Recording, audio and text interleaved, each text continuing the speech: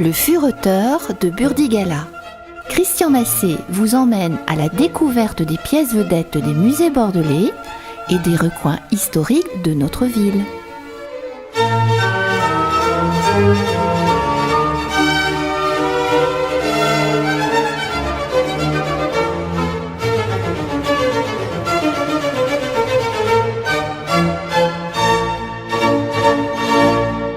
Une Grèce martyre. Si les années passées ont mis la Grèce au rang des pays à plaindre, il s'agissait de misère économique, bien loin des malheurs occasionnés au XIXe siècle par la guerre que cette courageuse nation a menée pour s'affranchir du joug de l'Empire ottoman. De nombreux artistes, poètes, peintres, romanciers se sont illustrés dans ce soutien qui a mobilisé les peuples occidentaux.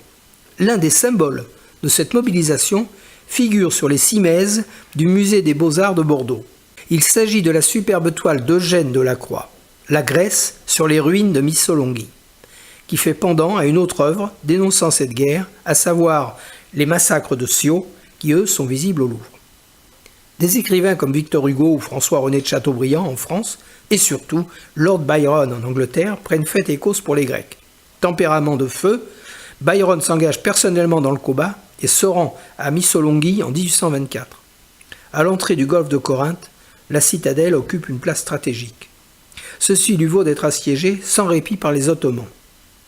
Byron y débarque le 5 janvier pour combattre, mais usé par une vie d'excès, il y meurt d'une fièvre maligne le 19 avril 1824 à l'âge de 36 ans.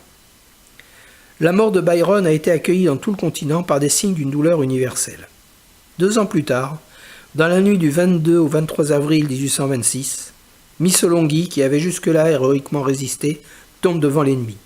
Les survivants sont presque tous exterminés. Sans doute le souvenir de Byron compte-t-il plus encore. La chute de la ville est perçue comme un affront fait à sa mémoire et à son engagement. « Frères, Missolonghi fumante nous réclame », écrit Victor Hugo, dans Les Têtes du Sérail ou dans Les Orientales en 1826. Delacroix, à l'opposé de ses autres tableaux sur ce sujet, reprend le thème de l'allégorie, un peu oublié à cette époque.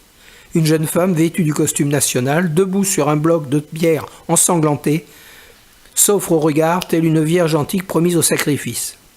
Elle incarne la Grèce. Une tête coupée posée sur la muraille, des taches de sang, une main qui sort des ruines sont les seuls détails violents que s'autorise Delacroix. 4 ans plus tard, Delacroix aura recours à nouveau à l'allégorie avec son tableau le plus célèbre, La liberté guidant le monde.